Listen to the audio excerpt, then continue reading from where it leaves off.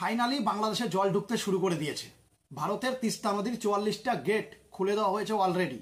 তাতেই বাংলাদেশে ভয়াবহ বন্যা হতে পারে, কিন্তু এখনও বাকি আছে আমাদের ফরাক্কার গেট ছড়া।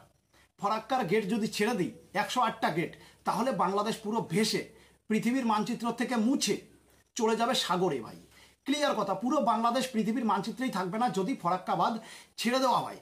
কিন্তু বাংলাদেশিরা মানে কাংলাদেশিরা তবুও মানবে না। ওদের কথা হলো আমরা নায়ক, আমাদের বাবা পাকিস্তান, আমাদের বাবা চায়না, আমাদের পাশে আছে, আমাদের বাঁচিয়ে নেবে। ভাই যেই দেশকে মুতে দিলে ভেসে যায় সেই দেশ কিভাবে বেঁচে থাকবে আমাকে বোঝাও। তাদের বাবা পাকিস্তান, কেলান খেলো নরেন্দ্র মোদীর হাতে, মানে ভারতবর্ষের সেনার হাতে আগে কেলান খেলো পাকিস্তান। কেলান খেয়ে কেঁদে ফেলে লাস্টে নিজেই যুদ্ধবিরতির ঘোষণা দিল।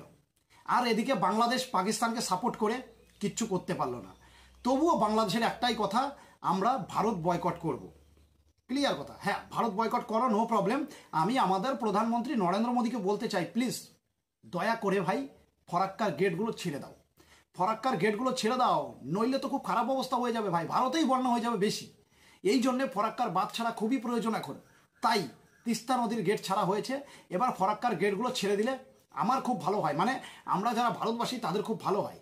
পুরো বাংলাদেশটা যেন ভেসে পৃথিবীর মানচিত্র থেকে সরে যায়। ক্লিয়ার কথা। আর সব থেকে বড় কথা যেটা ভাই, বাংলাদেশ খেতে পাচ্ছে না, বাংলাদেশি ভিখারি, তারপরেও তাদের বড় বড় কথা, আমরা ফরাক্কার বিপরীতে বাঁধ তৈরি করব। কিরে বাঁধ তৈরি হয়েছে? বাঁধ তৈরি হয়েছে বাংলাদেশ। যদি বাঁধ তৈরি না হয়ে থাকে তাহলে কিন্তু খুব তাড়াতাড়ি ভাই তোরা ভেসে যাবি, বানের জলে ভেসে যাবি, মানে তোদের কোনো ঠিক ঠিকানাই থাকবে না। এক তো তোরা বেজম্মা, ক্লিয়ার কথা, তোদের কোনো জন্ম ঠিক নেই, তারপরে তোরা ভেসে যাবি বন্যায়। তোদের কি তোদের বাবা পাকিস্তান বাঁচাতে আসবে? কোনো দিন না। কেননা পাকিস্তান নিজেই তো লোন নিয়ে চলছে, এই কদিন আগেও লোন নিল। পাকিস্তানও তো বাংলাদেশি, সেও লোন নিল কদিন আগে IMF এর কাছ থেকে। 1.5 মিলিয়ন লোন নিয়েছে, $1.5 মিলিয়ন। একবার ভাব তো, বাংলাদেশেরও অলরেডি ভিখারির অবস্থা, কিন্তু বাংলাদেশ সেটা মানবে না। বাংলাদেশ সেটা মানবে না। প্রতিদিন চালের দাম বাড়ছে, প্রতিদিন সবজির দাম বাড়ছে। এদিকে ভারতের নরেন্দ্র মোদীকে বলছে ডক্টর মোহাম্মদ ইউনূস আমাকে কটা টাকা ধার দাও। এর আগে 54,000 কোটি টাকা ধার চেয়েছে ভারতের কাছে, 54,000 কোটি টাকা। একবার ভাবো, বাংলাদেশি সেই টাকা কোনোদিন শোধ করতে পারবে? আমাদের আদানির বিলই এখনো শোধ করেনি ভারত, সেই কারণে গ্যাস বন্ধ করে দিয়েছে, কারেন্ট বন্ধ করে দিয়েছে বাংলাদেশকে দেওয়া। বাংলাদেশের গার্মেন্টস কোম্পানি সম্পূর্ণ শেষ হয়ে গেছে, সম্পূর্ণ শেষ হয়ে গেছে। তবুও বাংলাদেশিরা একটা কথাই বলবে, ভারত বয়কট। ভালো কথা, ভারত বয়কট, ভারত বয়কট কর।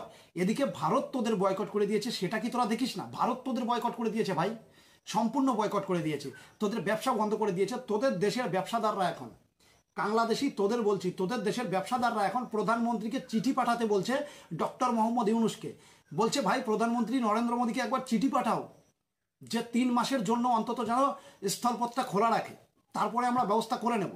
কিন্তু নরেন্দ্র মোদী বলছে ভাই বাংলাদেশের ব্যাপারে ভাবার টাইম নেই এখন, চাল হাট। বাংলাদেশ মানে বাংলাদেশের ব্যাপারে এখন নরেন্দ্র মোদীর ভাবার টাইম নেই, বুঝতে পেরেছিস? আর এই যে বন্যা হচ্ছে, এবার খা, দেখি তোরা কোত্থেকে টাকা পাস, তোদের কে সাহায্য করে। এর আগে তো ভারতবর্ষ সাহায্য করেছিল, এখন আর সাহায্যও করবে না। তোদের সাহায্য করা পুরো পৃথিবী বন্ধ করে দিয়েছে। তাহলে ভাব বাংলাদেশি তোরা কতটা খারাপ মানুষ, তোরা কতটা খারাপ লেভেলের মানুষ, একবার ভাব কতটা খারাপ মানুষ। সেই কারণে তোদের পৃথিবীর কেউ সাহায্য করতে চাইছে না এখন। তারপরেও তোরা বলবি আমরা ভারত বয়কট করব, ভারত ভালো না।